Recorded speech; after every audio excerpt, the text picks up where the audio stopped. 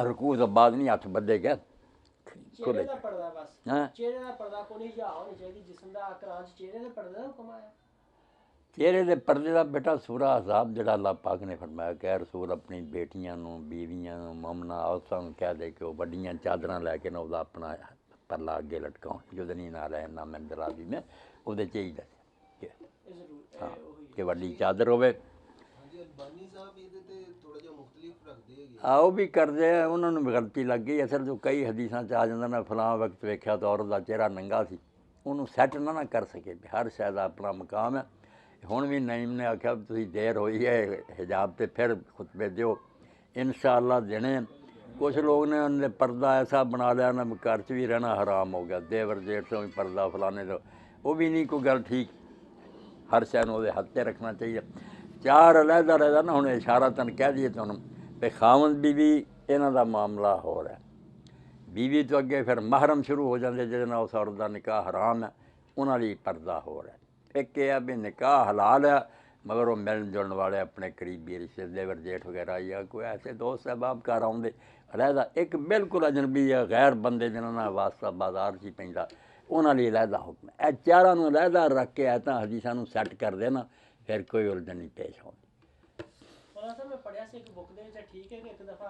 हज ते नबी करीम सल्लल्लाहु अलैहि वसल्लम जा रहे सी ते ਉਹ सहाबी सी नाल मैनूं नाम भुल गया ਉਹਨਾਂ ਨੇ ਇੱਕ औरत ਦੀ तरफ देख रहे सी ਤੇ नबी करीम सल्लल्लाहु अलैहि वसल्लम ਦਾ ਚਿਹਰਾ ਹੱਥ ਨਾਲ ਹਟਾਇਆ ਕਿ ਤੂੰ ਮਾਰਕਸ ਦਿੱਤੇ ਕਿ ਤੂੰ ਸ਼ੈਤਾਨ ਜਾਂ ਇਦਾਂ ਦੀ ਗੱਲ ਕੀਤੀ ਕਿ ਉਹਦੇ ਪੈਰਾਂ ਤੇ ਚੱਲਦਾ ਸ਼ੈਤਾਨੀ ਤੇ ਉਹਦੇ ਜੇ ਉਹ ਪਰਦੇ ਦੀ ਦਲੀਲ ਦਿੰਦੇ ਨੇ ਇੱਥੋਂ ਹੀ ਕਰ ਲਿਆ ਇੱਥੋਂ ਦਿੰਦੇ ਨੇ ਤੇ ਉਹ ਫਿਰ ਉਹਨਾਂ ਨੇ ਲਿਖਿਆ ਸੀ ਕਿ ਇਹਦੇ ਹੱਜ ਦੇ ਮੌਕੇ ਤੇ ਪਰਦਾ ਵੈਸੇ ਹੀ ਨਹੀਂ ਜਾਇਜ਼ ਹੈਗਾ ਔਰ जिन्हें दलील दी कि उदों मौके दी यानी पर्दे दी इस्तिसना हासिल है उन्हें हज सब तो अफजल अमल है उहदे ते अगर पर्दा नहीं हैगा ते इत्थे किवें नहीं ये तो माड़ी गल एवें गल नूं उठण लग हज का सफ़र दरवेशी का सफ़र है ना खुशबू लाउणी ना भड़कीले लिबास पाने वो सादगी की इंतहा उहदे च अगर थोड़ी बहुत नरमी भी है ना तो उत्थे किस्सा कोई होर किस्म का उन्होंने ये बना लेना भी चंगे भले सूटर बूटर खुशबुआं लाइया बने सारे ਉਹਦੀ ਗੱਲਾਂ दो याद रखनी चाहिए एक तो अल्लामा अलबानी साहब भी गलती खा गया भी वो कैंकरा मारन तो पहला हालांकि कैंकरा जब तक नहीं ना मारिया जांदियां ईद वाले दिन उन्होंने चेर एहराम नहीं खत्म होता एहराम से औरतों चेहरे अगे ना हमेशा ही निकाब नहीं रहती और दूसरा इस गल का ख्याल ना किया भी जो वो लफ्ज़ आते थे ना भी वो औरत साध हजूर के सामने इस तरह थी कि वो चाहती सी और उसका बाप भी नाल सी कि रसूल सर मेरा निकाह कर ले ये कुरान च आया सी औरतें अगर शौक रखदियां तो नबी चाहे तो निकाह कर ले और ये मंगनी के मौका से हदीस पाक च आउंदा ना जिहड़ा मंगनी करना चाहुंदा वेख सकदा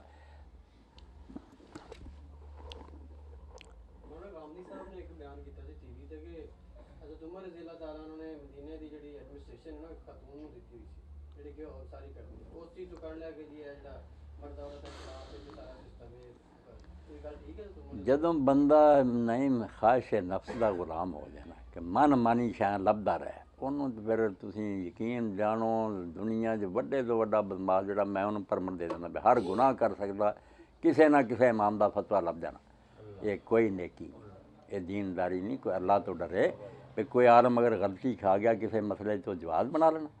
वरना सारे गुनाह रब गवा दे किसी ना किसी आलम का बेड़ा डुब गया उन्हें कह दिता बेड़ा कोई डर नहीं वो कोई नहीं इकट्ठे करने चाहिए गांधी साहब वर्गे ना शरारत करते हुए लोगों को खुश कर ली ऐसी मैंने से एवें जाली रवायत जिहड़ियां लभ लैणगे भी अगर तुम ਉਹਦਾ ਦਿੱਤਾ ਸੀ कुछ नहीं मौलाना गामदी साहब तो मैं खैर हदीस के उत्ते कोई इतमाद भी इन्ना नहीं रखते हो हदीस का तो उत्ते कहते हैं कि तुसीं मनना तो मान लो 200-250 साल बाद ही गामदी साहब के बड़े मौतकर ते अपना भी लड़का ना जाहिर गया उत्थे वो फिर बातचीत हुंदी सी मैं फिर सवालनामा आख्या भी यार गामदी साहब ने मेरा भी पुछा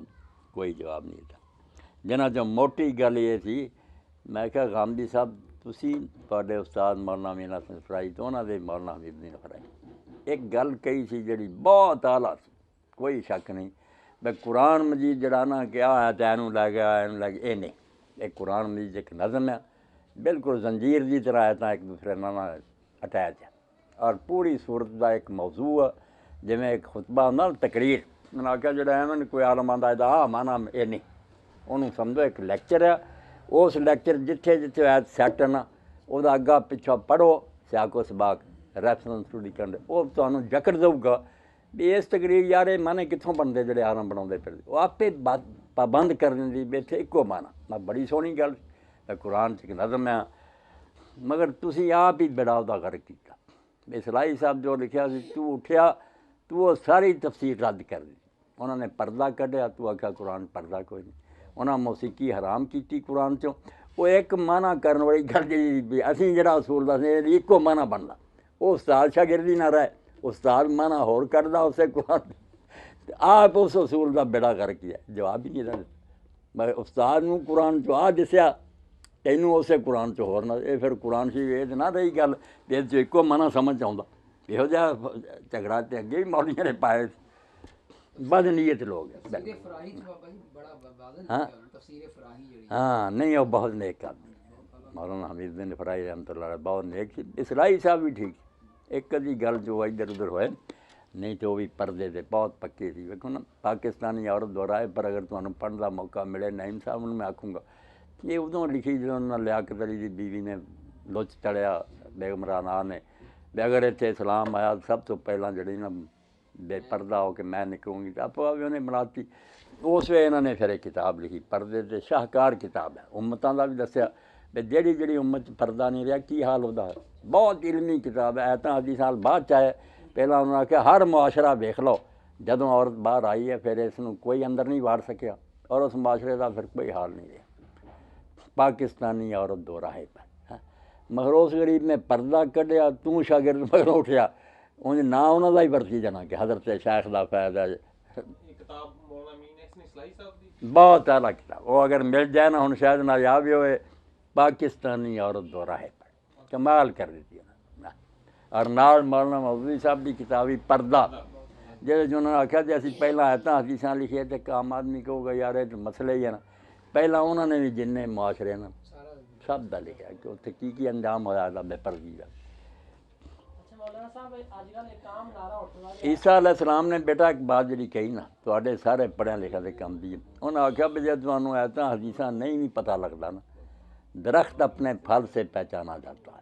बहुत असूल की गल है तो तुम वेखो इस का रिजल्ट की निकलता मौसीकी जोड़े लोग पै जाते किन्ने उन्होंने वली बनते या किधर नूं लै जाती है शहवत के जज्बात भड़कते बदमाशी वालों रुझान आ जाता वो आते ये तो नहीं पता लगता भी हलाल आराम की परखनी यही बड़ी गल है भी इस शह का नतीजा वेखो भी रिजल्ट की निकलता